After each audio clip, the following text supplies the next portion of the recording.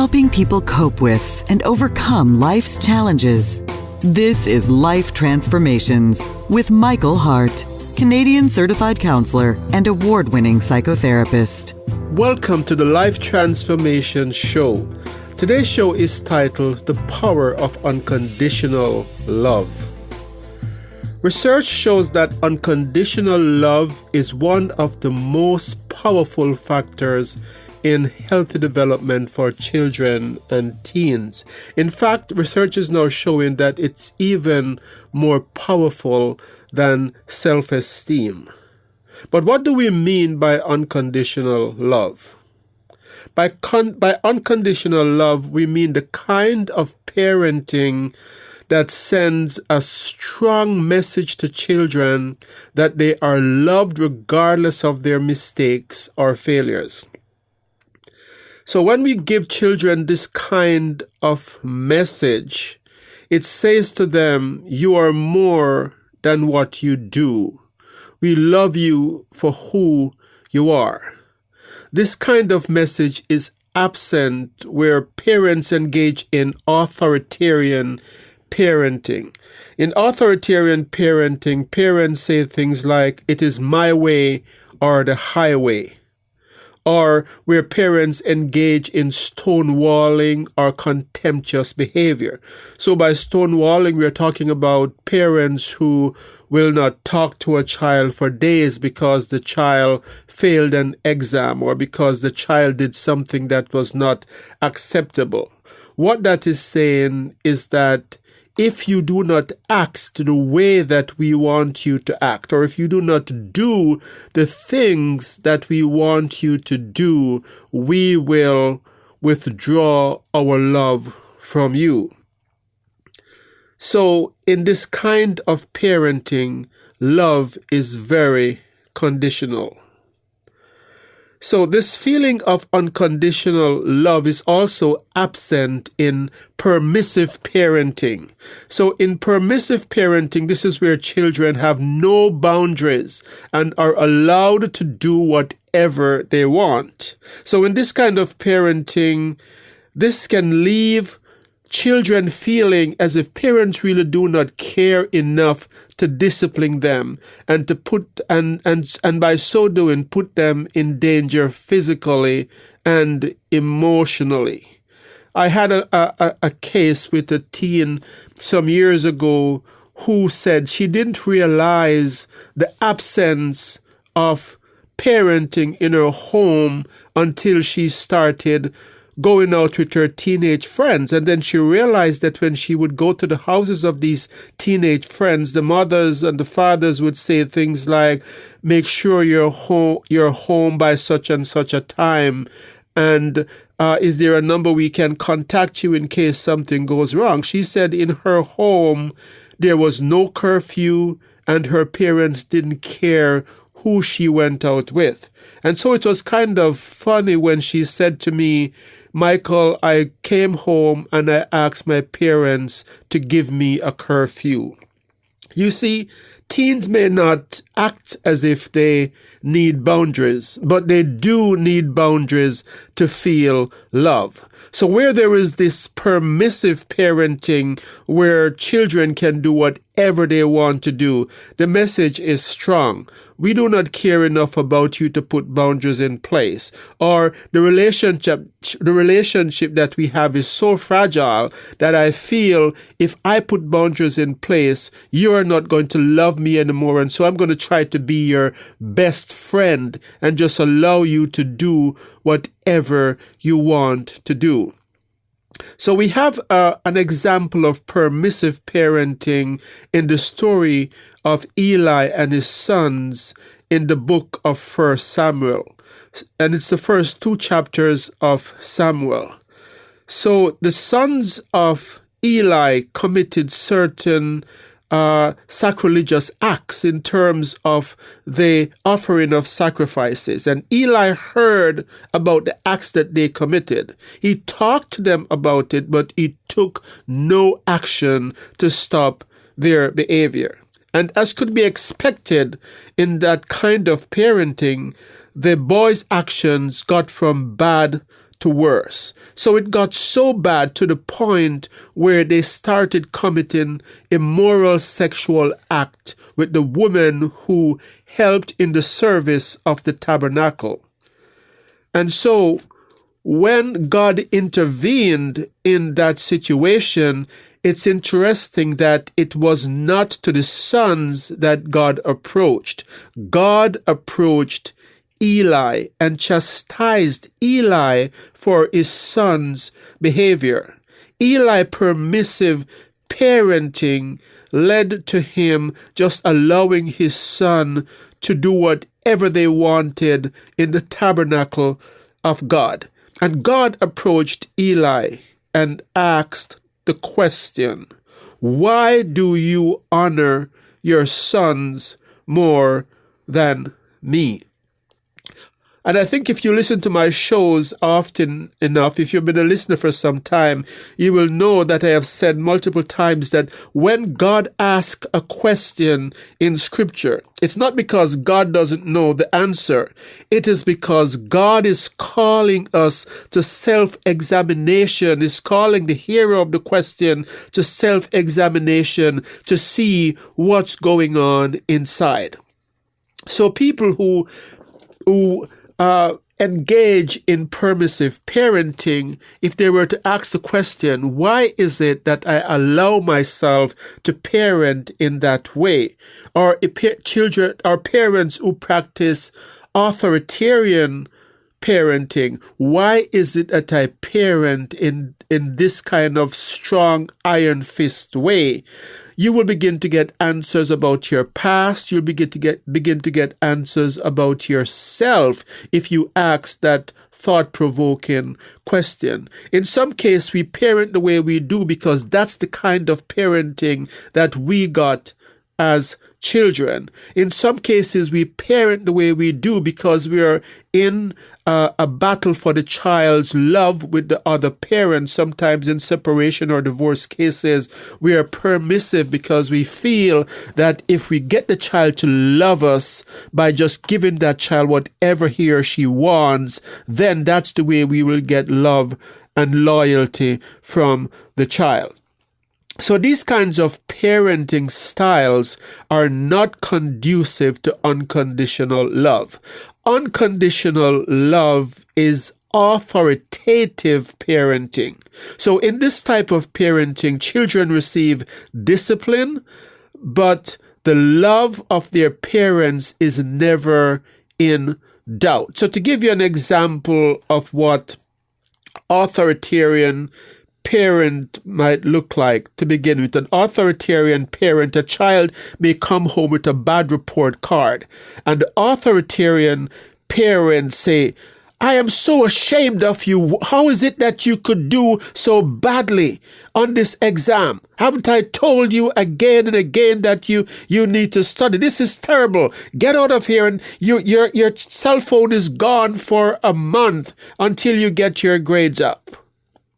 The permissive parent might see that same report card and say nothing, do not even have a conversation about it, because they don't really want to discipline for whatever reason.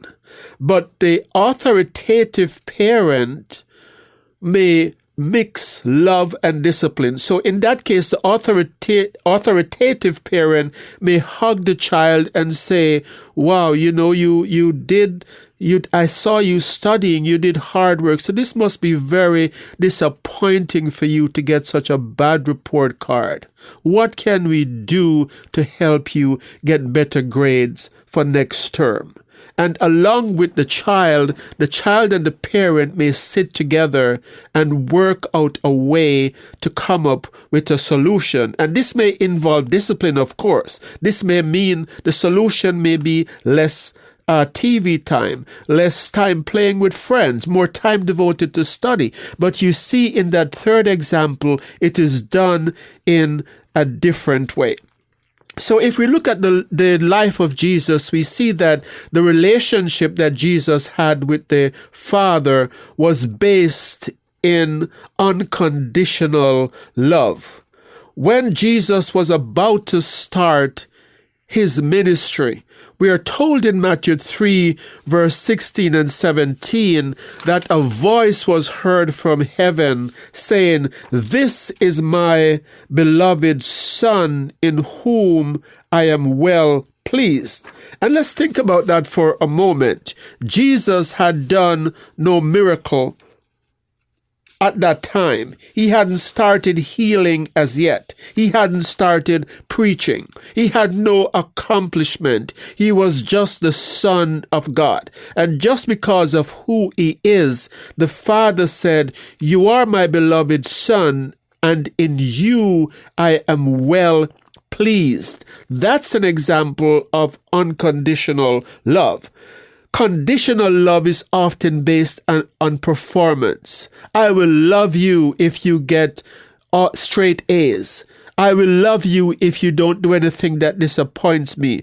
And I love you even more if you score a hat trick in that soccer game. But if you miss that goal, I'm not going to talk to you in the car going home because I'm just so disappointed that you didn't practice enough to score that goal. And so Jesus did nothing. And the Father said, "You are my beloved Son, and in you I am well pleased." So today I want to talk about 7 of the benefits of unconditional love.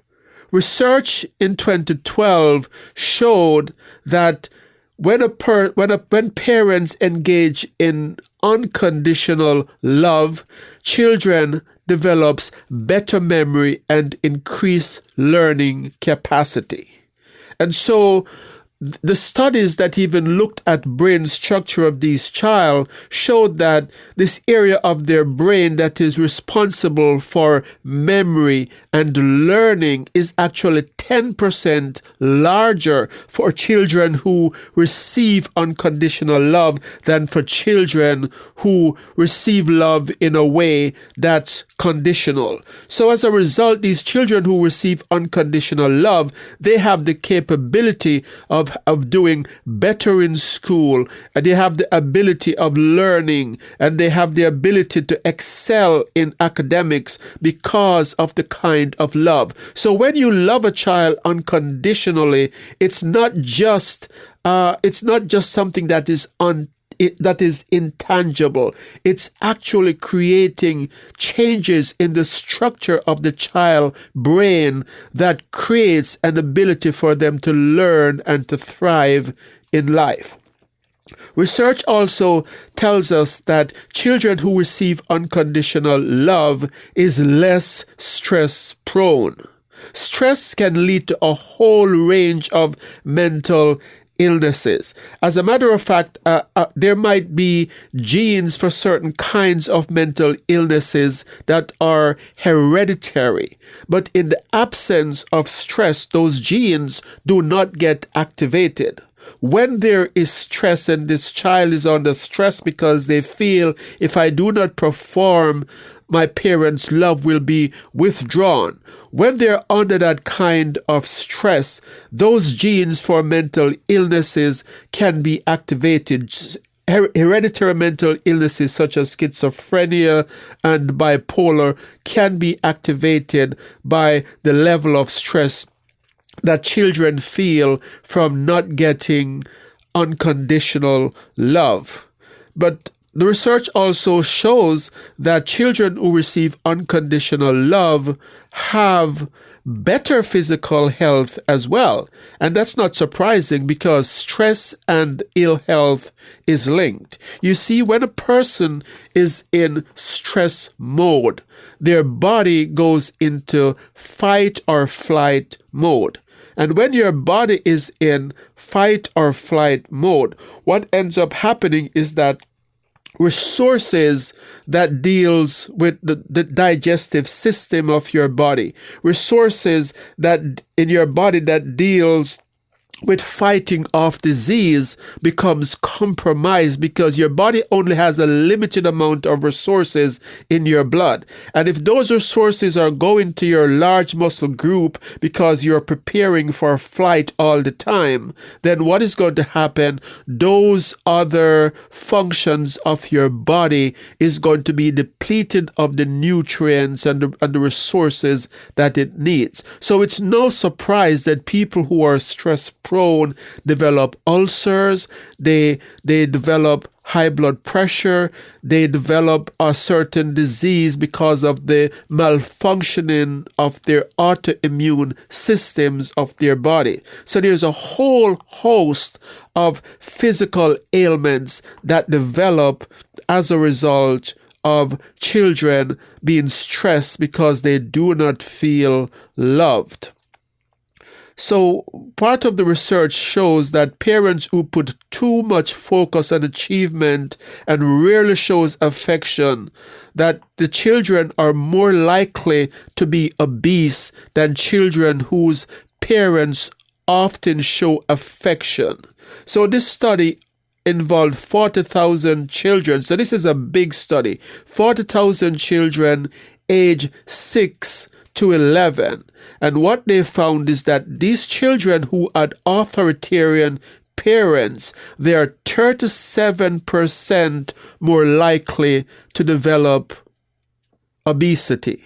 So that is staggering. 37% more likely to develop obesity.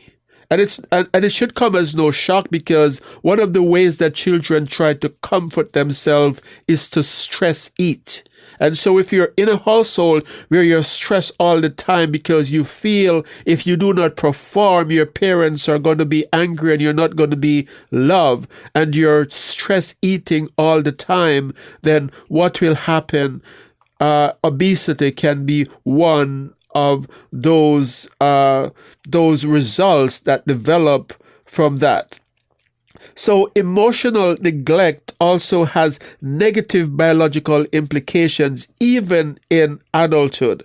A 2013 study found that adults who experience a lack of affection in childhood was more stressed and had greater disease risk, even in adulthood, than for children who received unconditional love. Michael will be right back.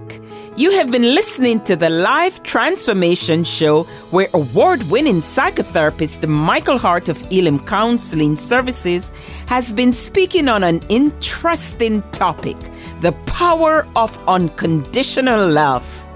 You can find out more about us at elimcounselingministry.com or by calling 1-877-204-2914, where you can also make a donation to this Christ-centered ministry.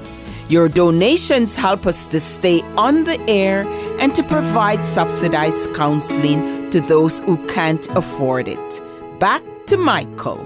So far, we have looked at 3 of the 7 points that I want to cover today. So the first point is that children who receive unconditional love, they have better memory and increased learning capabilities. The second point is that they're less stress prone. And the third point is that they have better physical health. But the fourth point is that children who receive unconditional love develop healthier relationships in adult life. And so if a child doesn't feel love, if they feel that they have to perform to be accepted, then they will do the same thing in adult relationship. And so when they find themselves in abusive relationships where they are not treated well, the tendency is to think, if I just change my behavior, I will get the other person to love me. So as a result, they stay in very bad relationship, trying harder and harder. And that abusive partner who withdraw their love from them if they speak up about things they don't like is simulating the kind of relationship that they had with their parents, and so it's familiar to them.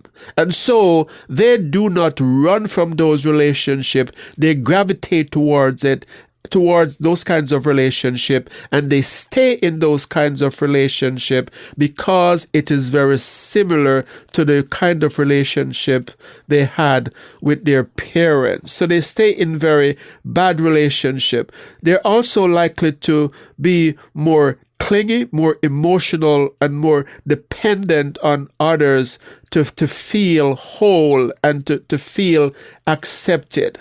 So they're not able to regulate their emotions the way that a child who has unconditional love does. Children who receive unconditional love is able to regulate their emotions better and to be their true self. They don't depend on others to get their identity. And so they have healthier adult relationships as a result. And the fifth point is that children who receive unconditional love are less likely as adults to become addicts. The National Library of Medicine tells us that stress is a well-known risk factor in the development of addiction and in addiction relapse vulnerability.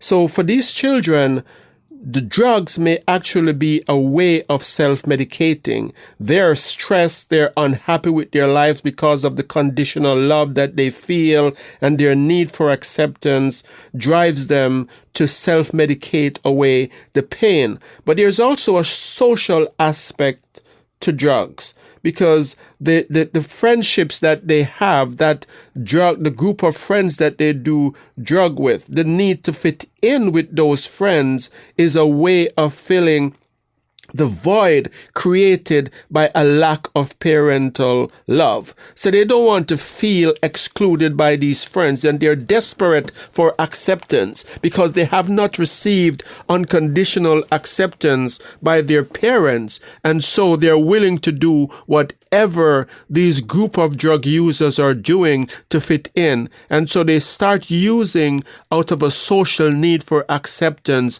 but then they become addicts because the drug becomes a way of silencing their pain. And the sixth point is that children who receive unconditional love are less shame-prone children than children who receive conditional love. So they are less shame-prone. You see, unconditional love sends the message that conditional love, I should say, send the message that there is something wrong with you. Whereas unconditional love says you are lovable just the way you are. I love you regardless of your performances or regardless of your achievement. You are loved. Like the example of Jesus that I gave earlier. You are my beloved child in whom I am well pleased. And it has nothing to do with the level of your performance or your achievement. Shame says that there is something wrong with me. And so children who are conditional love carry this sense of shame that they have somehow failed to get their parents' affection or affirmation. And so they can go through life with this sense of being not good enough. And this not good enough feeling of shame that's caused by shame cause a whole host of problems later on in life. And so the seventh point I want to talk about today is that unconditional love makes a person more likely to see God as loving. You see, a child first example of an authoritative figure is that which they see in their parents. And so if a child has parents that is stern and harsh and unloving, they are going to be tempted to see God in that way. And so it's no surprise that many children who grew up in very strict Christian homes where they could have no fun and where they felt that the parents' love was conditional to them doing their Bible studies or praying, that a lot of these children want nothing to do with Christianity as they get older. So not only may they see God as unloving, they might not want to have anything to do with the Christian faith. But in opposition to that, children who receive unconditional love is likely to see God as more loving. And God is presented in the Bible in many places as loving. So Psalm 103, for example, says that the Lord is compassionate and gracious, slow to anger, abounding in love. He will not always accuse, nor will he harbor his anger forever. He does not treat us as our sins deserve or repay us according to our iniquities. But many children cannot see God that way because of the harshness of their parents and the conditional love that they receive. So there you have it, the seven benefits of unconditional love. So the question now is, what do you do if you have not received unconditional love from your parent? Well, the good news is that research shows that the practice of self-compassion is a powerful way to reduce the negative impact of conditional love. So one of the things we know for unconditional love, or conditional love, I should say, is that parents who received conditional love as a child, if your parents loved you conditionally as a child, it becomes a generational curse, and you are more likely to treat your children with that kind of conditional love approach to love. And so this practice of self-compassion is a way to break that generational curse as well. And so if you have not received conditional love as a child and you're parenting in a way that's conditional, or if you are a child suffering from conditional love, next week's show is going to be giving you tips on how you can heal from conditional love that you have received, how you can undo some of those damages and reap these 7 benefits that we talked about here today. So remember that we're on the air next Monday morning at 9:30, so we'll be doing that show. So there's research, as I have said before, that is showing that self-compassion is now more powerful. It's been said to be more powerful than self-esteem. So we'll be talking about very practical ways, sharing very practical tips on how you can help to heal yourself using self-compassion. I want to thank you for listening to this episode of the Life Transformation Show. And I would like to remind you that we're on the air every Monday morning at 9:30. If you're not familiar with this Christ-centered ministry, you can find out more about us at our website, elimcounselingministry.com.